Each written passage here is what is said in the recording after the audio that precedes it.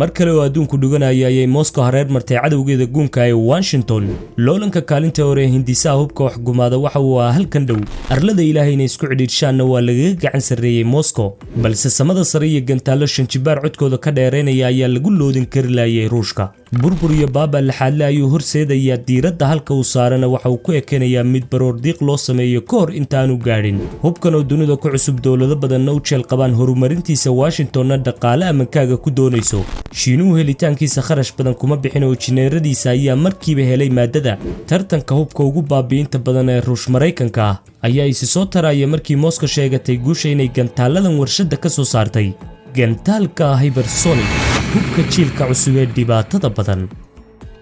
dabayaaqada bishii May ee sanadii 2020 guutada Garishkov ee Ruushka waxay tijaabadii ugu horeysay ku sameysay gantaal noociisu yahay Sircom aagga badda cad ee Ruushka bartilmaameedkii ay diiradda saareen waxa uu ku burburay ilbiriqsiyo gudahood tijaabadani markii ay guuleysatay wadamo badan ayaa wadnaha farta saaray gantaalkii laga riday masaafo lagu qiyaasay 1 kilomitir waxa uu ahaa HYPERSONIC oo bariyahaba dhowr jeer la tijaabiyay Washington ayaa guudka kala socotay horumarka lagu samaynayo gantaaladan aan gabashada aqoon ee hawada isku baabiinaya markii mashruucan ay Moscow ku guuleysatay masiirkii iyo baqdintii haleeshay reer galbeedka ayaa Mareykanku tijaabo ku sameeyay gantaalka Arrow oo 3 jeer oo isku xigta aan ballanqaad samaynin fashil ku ekaaday ilaa uu gaadhay xawaarihii Sonic ee loo hamuun qabay barihii la calaamadiyayna awoodiisa ku garaacay gantaalkan Mareykanka oo hawada laga riday ayaa shanjibaar ka dheeraynaya jabaqdiisa kan Ruushkana badda gudaheeda ayaa laga riday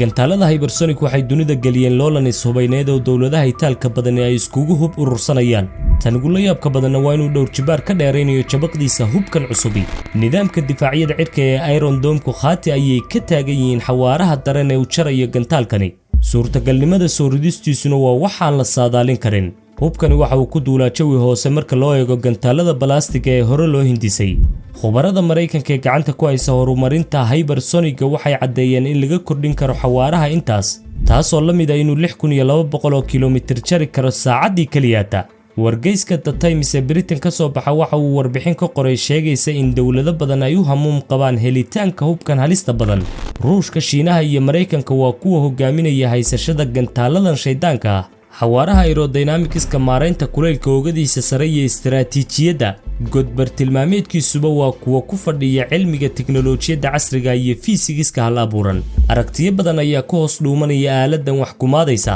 fikrado saynis ayuu kaydsaday gantaalkani oo lagu soo bandhigay arlada guudkeeda dalalka qaar ayaa kaliya ku mashquulsan sida iskaga caabin lahaayeen halistan haddii dhankooda loo soo rido kuna hawlan horumarinta nidaamyada hawada sare difaaca Mareykanka iyo Ruushka labadooda gantaal ee Arrow iyo Sircom waa kuwa ugu caansan ee isku baacsanaya hawada sare ee dawladaha daawadayaasha ka tijaabooyinkan shirkadda hubka sameysay ee Lockheed Martin ee Mareykanka sanado badan oo ila kaca ku faysay hirgelinta saanadan military ugu dambeyn way ku guuleysatay oo tijaabadu waxay noqotay tabtay u rafaadaysay diyaaradda bambooyinka iyo gantaalada tuurtay ee ugu cabsida badan B52 ayaa riday gantaalkan markii ugu horeysay xawaarihiisuna waxa uu noqday 5345 kilomitir saacadiiba gantaalku waxa uu adeegsaday nidaamka caawiya is-shalwinta xorta ee walxaha samada ka soo dhaca si aan xawaaraha uu jarayo u saameyn cufis jiidadka dhulku bartilmaameedkiisana waxa uu haleelay sidii lagu talagalay Mareykanku waxa uu u diyaariyay gantaaladan inay xambaaraan diyaaradaha qafilan ee B1B